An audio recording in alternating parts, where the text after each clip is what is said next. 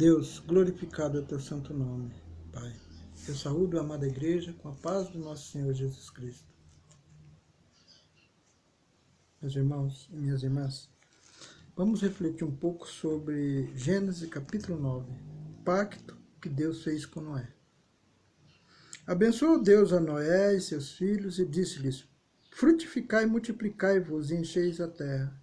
E será o vosso temor e o vosso pavor sobre todo animal da terra e sobre toda ave dos céus. Tudo que se move sobre a terra e todos os peixes do mar, na vossa mão são entregues. Tudo quanto se move que é vivente será para vosso mantimento. Tudo que se move. Tudo vos tenho dado como a erva verde. Então, comer carne. Aqui não está pecado. Não está dizendo que é pecado. Está percebendo? Mas Deus, no Apocalipse, você não vai encontrar hoje, mas fala que os bebarrões e os comedores de carne, Deus não perdoaria. Assim como também os viajantes, que também nas Bíblias de agora não estou encontrando. Lá no finalzinho, no último, nas últimas frases do livro do Apocalipse. Foram tiradas aquelas palavras.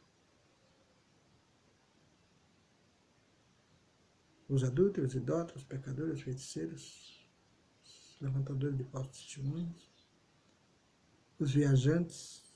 Eu sei quem são os viajantes. Hoje tem dois tipos.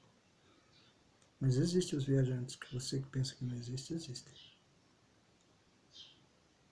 E os comedores de carne, os bebarrões e os comedores de carne. Então aí você... Sabe por que tiraram? Porque a igreja fala que você tomar cerveja ou beber bebida alcoólica é pecado, não entra no céu. Bebedores, bebarrões, né? Só que aqui Deus estava falando daqueles reis que pervertiam o seu reinado com bebida, bebedice, se dedicavam a bebedice e não governavam. E até os homens que dedicam a sua vida à bebida. Mas aí o crente, para ser diferente, né, não encontrava outra forma. Não. Quem beber não é crente, é pecado, é crente vermelho.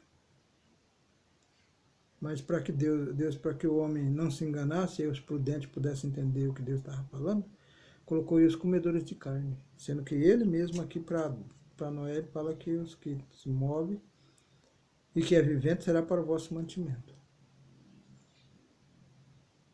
Porque Deus estava deixando bem claro que os comedores de carne são aqueles que vivem de festa em festa. Fazendo festa para escândalo, para provar para a sociedade que ele tem dinheiro, que ele é rico. Muitas vezes esquecendo seus compromissos, sendo egoísta, arrogante, não vivendo.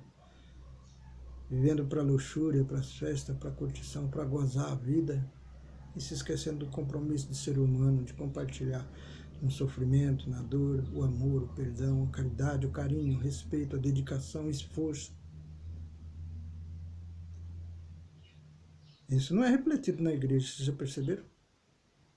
Não nos interessa saber dessas coisas? Não é disso que Deus fala? Cadê os nossos pastores convencionados que estudam teologia até o bacharel, desde o básico até o superior? A pós-graduação da teologia. Creio eu que é por ignorância, porque eu não quero julgar ninguém. Mas se não for, alguém está querendo dominar alguém usando a Bíblia e negando a verdade, dando migalha. E é por isso que eu prefiro compartilhar os meus conhecimentos, porque pode ser que das migalhas que aprendi, possamos somar junto um pouquinho mais e deixar de ser migalha, ser uma porção.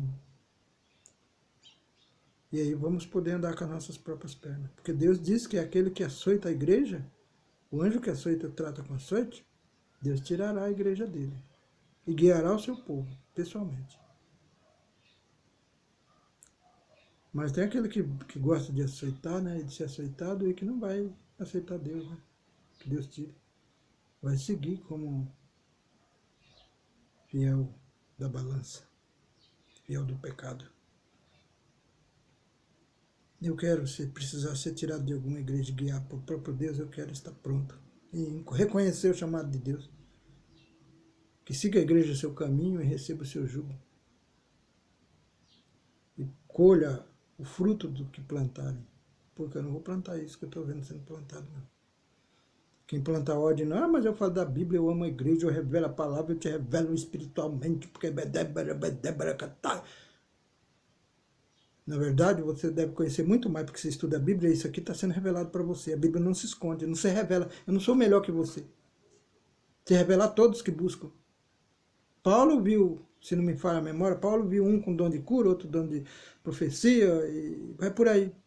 E relatou isso na Bíblia. E hoje os pastores se apegam a isso e dizem, a uns é dado dom de profecia, outros dom de orar, outros dom de cura, e vai falando. E justifica isso, que isso é, além de ser verdadeiro, que também é, justifica isso, que é a única condição que Deus tem para os homens. Uma mentira humana inserida na Bíblia. Bati e vos será aberto. Pedi e dar-se-vos já. Buscai e encontrai. Todos os dons, do primeiro ao último, que Deus usou, que Jesus usou na terra, estão à disposição de todos os homens e mulheres. Se Deus, quando desceu o Pentecostes sobre os discípulos de Jesus, sobre aqueles que estavam ali esperando o Pentecostes, ser batizado com o Espírito Santo, foi dado esses dons, é porque eles estavam preparados naquele momento para receber só aqueles dons. Aqueles ele tinha domínio sobre eles, aqueles sabiam controlar, aqueles sabiam usar com eficácia, aqueles sabiam usar com prudência. Os demais dons que não foram dados para a mesma pessoa é porque ele não sabia como utilizar. Mas isso não impede você de buscar. Todos os dons são para você, meu irmão. E você, minha irmã. Saia dessa de que o pastor disse que você um é dom disso. É dom porque você só busca isso. Ao longo da tua vida, da tua existência, você se preparou para isso. Sabendo ou não. Faz parte da tua missão. Mas todos os outros demais dons estão à sua disposição. Só que você tem que pedir. Você tem que buscar. Você tem que bater na porta. Esses dias eu vi um pastor falar assim, dá glória a Deus que o diabo está lá fora. Fecha a porta, só o diabo fica lá fora. Ele estava chamando Jesus de diabo, de demônio. Ah, irmão, por quê? Deus está na igreja. Mesmo dentro da igreja o diabo pode estar fora. Porque ele diz, eu bato, se abrir a porta, eu entrarei e sairei contigo. A porta é do seu coração. Muitas vezes nós estamos dentro da igreja, mas estamos fora. A palavra fora é muito importante nesses momentos. Estamos fora de Jesus. O pastor está pregando que está descendo fogo, está derretendo o púlpito, junto com o palco e tudo, e os irmãos. Mas é fogo maligno. O fogo santo não desce. Exatamente por isso. Porque se apega no que diz um pecador, tem isso como lei absoluta e não busca mais nada de Deus. E é só observar a Bíblia. Cada palavra, cada versículo tem uma indicação do que Deus quer para você e daquilo que Ele fala. Claro que podemos buscar as referências. Eu vou fazer o máximo possível de esforço para não buscar outras referências. Quando chegar nelas, amadurecer a ideia para me aprofundar e fazer uma análise mais profunda. Mas estou mostrando desde o Gênesis capítulo 1 até o 9 que eu estou chegando, que no próprio versículo tem as explicações que Deus deseja que você conheça. E muito mais profunda do que temos aprendido ao longo de toda a nossa vida. O que significa que há uma ignorância espiritual muito grande entre os evangélicos. Quando eu digo evangélico, não é só o protestante, um assembleiano, um pentecostal e todos esses não. Estou falando todos os que se debruçam na Bíblia. Católico, shintoísta, umbandista, o budista, não importa quem. Mas todo aquele ser que pegar uma Bíblia e lê-la, esse é crente, esse é evangélico. Se ele lê com prudência, se esforça, Deus vai abençoá-lo. Lembra de Cornélio?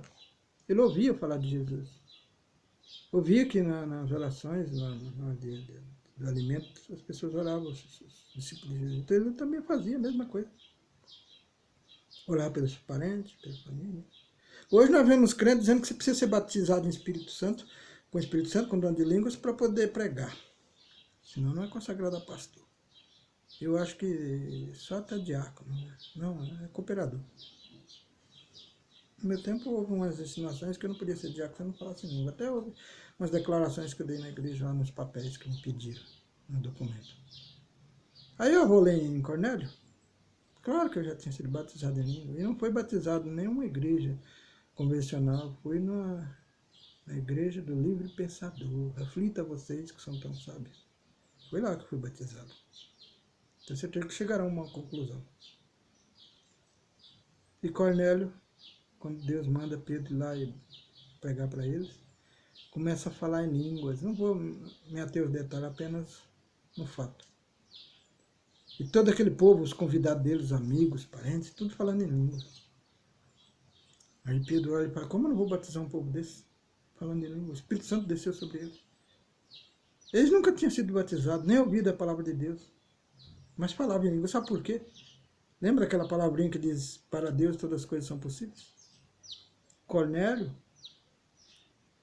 ouvia Deus. Cornélio amava Deus. Mesmo não conhecendo seu filho. E preparava seu povo para isso. E Jesus falou, eu quero esse na minha seara. Vai lá, faça uma aliança eterna, desce ele sobre as águas. Eu quero uma aliança com esse, porque esse, sem me conhecer, me ama. Senhor, só de ouvir falar. Então você, pastor, que vê o irmãozinho pregando bonito lá na igreja, às vezes toca no seu calo, né, e você não gosta. Aí começa a inventar que ele precisa ser batizado com o Espírito Santo. Quem precisa ser batizado com o Espírito Santo é você. Que não está observando Deus falando pela boca dos pequeninos da igreja. Você está tão arrogante e prepotente que não ouve mais Jesus. Jesus é humilde, Deus é humilde. Então Deus levanta um humilde para ver se você olha para a humildade dele e fala, puxa vida, Deus está falando com você, o que está acontecendo comigo? Eu perdi minha humildade. Te mostrando, não está te punindo não, está te alertando. Mas a tua falta de humildade não está vendo o Espírito Santo. Mas você prefere aquele que chicoteia a igreja e bajula o pastor, não é mesmo? Tá cheio de pregadores que chegam numa igreja, chicoteia a igreja inteirinha, faz aquele escarcel do caramba, no outro dia é dirigente de igreja. Passa um mês, 2, 6 meses, está levando a igreja inteira. E aqueles que verdadeiramente dão testemunho de Deus são punidos, são jogados na prova, né? Para receber uma consagração. Esses não vão nunca passar na prova de vocês, porque são levantados por Deus. No momento que eles percebem que você está querendo manipulá-los, eles não aceitam. E Deus os abençoa. E o crivo do pastor não serve para nada, porque o pastor já se corrompeu há muito tempo. Nenhum crivo dos homens na terra serve. O pastor verdadeiro, ele observa as almas. Eu vi uma certa vez numa igreja, uma irmã linda, muito bonita. Toda igreja que ela chegava, oportunidade, não sabia nem pregar, nem orar, nem nada. Mas ela, humildemente, ia lá. Não tem culpa de ser bela, né? E tinha uma irmãzinha que andava feinha, que doía, assim, a aparência física. Mas eu olhava aquela feinha, linda por dentro, uma alma que, no silêncio, eu via a beleza dela. Um dia, um pregador me deu a oportunidade para dirigir o culto. A primeira que eu chamei foi essa feinha, de aparência física não atraente. O que essa de aparência física feia mostrou de belo na alma, no conhecimento, na sua pregação, me serviu de inspiração até hoje. E hoje eu vou na igreja que ela congrega, está lá pregando. Às vezes, pela sua aparência física, você é rejeitado na igreja. Por você ser calmo em pregar e parar e pensar um pouco, você é muito lento, não serve. Tem que fazer barulho. Glória a Deus, dá glória a Deus aí. Somente os que têm fé. Então você está pregando ali para uma igreja toda convertida, tem 2 ou 3 que é visitante, aí você fala somente os que têm fé. Dando a impressão que você sabe quem não tem fé. Mas não consegue curar nenhum deles, não é mesmo? Só conversa fiada. Somente os que creem em Deus, pois se alguém sai da sua casa, enfrenta dificuldade e dedica seu tempo para entrar numa igreja e ouvir um monte de abobrinha de pastores arrogantes, é porque ele crê em Deus mesmo. Quando você fala isso, você está desrespeitando o tempo de Deus. Isso é coisa de cantor, de artista, lá no palco, até louvando os louvor gospel.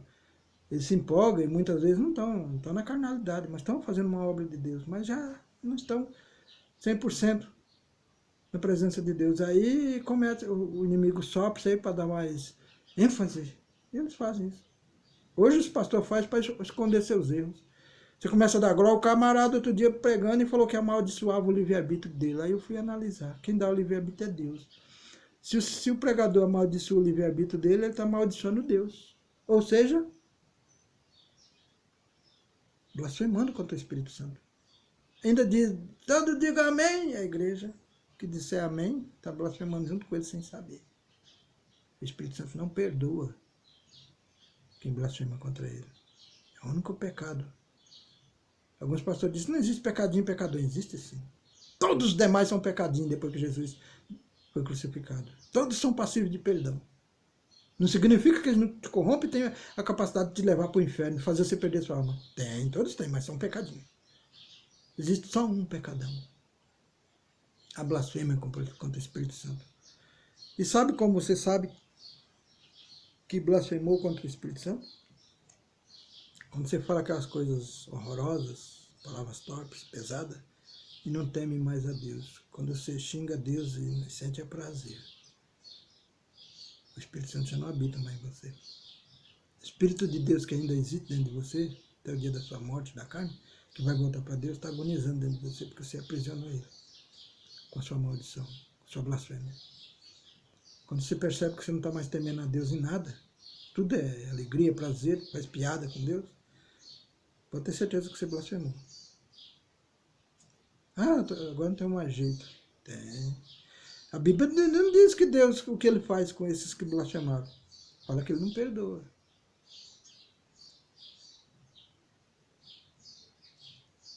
Embora no Apocalipse Deus dava uma referência do que faria. Hoje eu não posso. Nem vou dizer, porque se tiraram, talvez no futuro eu diga quando tiver uma base mais formada para justificar essa reflexão.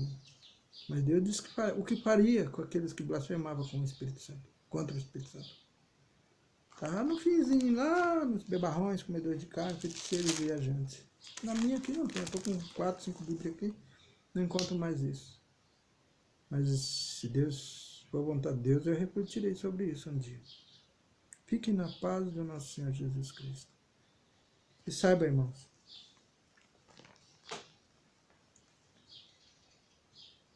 que falar em línguas é um dom. Mas nem todos que desceram as águas falam em língua. Assim também, muitos que nunca desceram podem estar falando em língua e você nem sabe. Pode estar em comunhão com Deus muito mais tempo do que eu e você. Quando você for pregar, para com essa mania. Você ora, não acontece, mas é no tempo de Deus, aí vai evoluindo. Daqui a pouco você ilustra lá uma palavra de um discípulo de Jesus, um personagem bíblico, começa a acusar. Você não ora, você não faz isso, você não ama, você não perdoa, o que não faz é você, rapaz.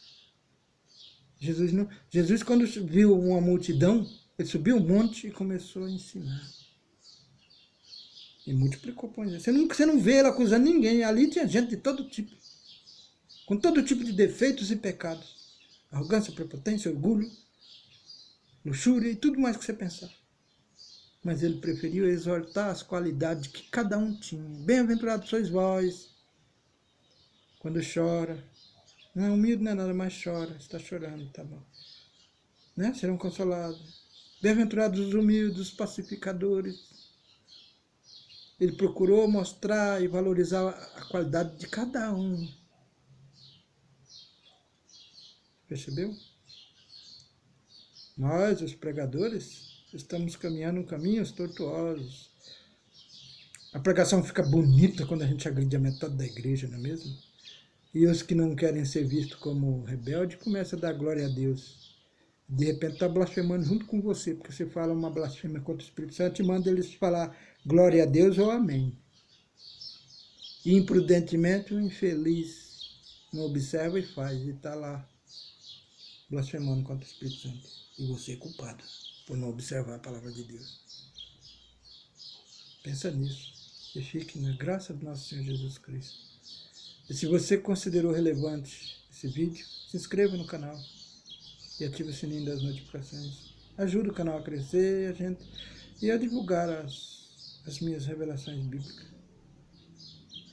E pode ser que sirva para alguém refletir e somar com o que já aprendeu também e se livrar daquele momento da ira de Deus que vai descer sobre a terra, não se engane, das quais nós, os crentes, sofreremos a derrota dos santos. Deus, glorificado é o teu santo nome, Pai.